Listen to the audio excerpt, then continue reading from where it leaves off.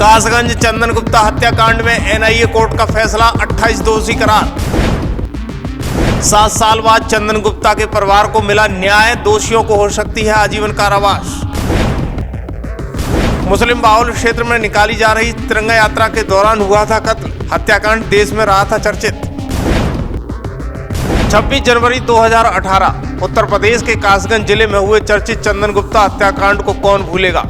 तिरंगा यात्रा के दौरान भड़के दंगे में चंदन गुप्ता की बेरहमी से हत्या कर दी गई थी। एक युवा को पिता से छीन लिया गया था।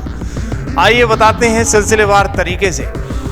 दरअसल उत्तर प्रदेश के कासगंज के चंदन गुप्ता हत्याकांड को लेकर लखनऊ में स्पेशल एनआईए कोर्ट ने फैसला सुरक्षित रखा है। इस हत्याकांड में एनआईए की स्पेशल कोर्ट ने 28 आरोपियों को दोषी करार दिया है, तो वहीं 2 आरोपियों को बरी किया है। इस मामले में एनआईए कोर्ट शुक्रवार 3 जनवरी 2025 को सजा का ऐलान करेगी। आरोपियों ने हाईकोर्ट में एनआईए कोर्ट की वैधानिक और सुनवाई पर रोक की अर्जी लगाई थी, जिसके बाद लखनऊ बेंच ने याचिका खारिज कर दी थी। दरअसल हाईकोर्ट में जस्टिस राजीव सिंह की बेंच ने एनआईए कोर्ट की सुनवाई पर सवाल उठाने वाली याचिका को अस्वीकार कर दिया था। 26 जनवरी 2018 को कासगंज में तिरंगा यात्रा निकालने के दौरान चंदन गुप्ता की हत्या कर दी गई थी। 2 गुटों में हिंसा भड़क उठी थी। हिंसा में कई दुकानें जली थी, 2 बसों और 1 कार को भी जला दिया गया था। इसके बाद यूपी के साथ साथ पूरे देश की राजनीति गर्मा गई थी। उस दौरान कासगंज में ये मामला एटा जिले के कोर्ट और उसके बाद 2022 में एनआईए कोर्ट लखनऊ में ट्रांसफर कर दिया गया था। एडिशनल जिला जज विवेकानंद शरण त्रिपाठी की एनआईए कोर्ट ने 23 अक्टूबर 2024 को मामले की सुनवाई पूरी कर ली थी। 25 अक्टूबर के लिए आदेश को सुरक्षित रखा था। 18 आरोपियों ने हाईकोर्ट में याचिका दायर कर केस को कासगंज ट्रांसफर करने की मांग की थी। इस वजह से फैसला अटका हुआ था। दरअसल चंदन गुप्ता के पिता सुशील गुप्ता ने 26 जनवरी 2018 को रात्रि में कासगंज में मामला दर्ज कराया था। गणतंत्र दिवस के मौके पर निकाली गई तिरंगा यात्रा में चंदन उर्फ अभिषेक गुप्ता अपने भाई विवेक गुप्ता व अन्य साथियों के साथ शामिल हुए थे। इस मामले में एनआईए ने 26 अप्रैल 2018 को पहला आरोप पत्र दाखिल किया था। कोर्ट में 12 गवाह पेश किए गए थे, जिसमें मृतक के पिता सुशील कुमार गुप्ता और सौरभ पाल विशेष रूप से पेश किए गए थे। इसके बाद कोर्ट ने अपना फैसला सुरक्षित कर लिया। आइए बताते हैं कि क्या रहा था पूरा मामला। कासगंज में गणतंत्र दिवस की धूम थी, चारों ओर तिरंगा लहरा रहा था। उसी दौरान बीएचपी और एबीवीपी के कार्यकर्ताओं ने तिरंगा यात्रा निकालना शुरू की थी। तिरंगा यात्रा भव्य तरीके से रोड पर निकलती हुई जा रही थी। इस दौरान तिरंगा यात्रा कासगंज के विलमार गेट के पास से गुजरी, तो इस दौरान नारेबाजी भी की गई, जिसमें 2 गुटों में झड़प शुरू हो गई थी। झड़प इतनी बढ़ गई कि उसने हिंसा का रूप ले लिया। देखते ही देखते गोलीबारी भी शुरू हो गई। दोनों ही पक्षों के बीच जमकर पत्थरबाजी हुई, गोलियां भी चली। फायरिंग में हिंदू समुदाय के एक युवक चंदन गुप्ता की मौत हो गई। युवक की मौत के बाद हिंसा ने उग्र रूप ले लिया। उग्र उपद्रवियों ने जमकर दुकानों में तोड़फोड़ की, लूट फूट और आगजनी की।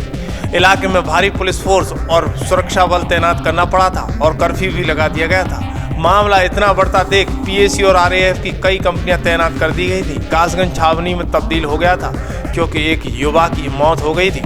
युवा की मौत होने के बाद जमकर हंगामा हुआ था, लेकिन इसके बाद अब चंदन गुप्ता को न्याय मिला है। मृतक चंदन गुप्ता को न्याय मिलने पर परिवार में खुशी का माहौल है, क्योंकि 6 साल बाद चंदन गुप्ता के 28 आरोपियों को सजा मिलने जा रही है। वहीं 2 आरोपियों के सबूतों के अभाव में बरी कर दिया गया है।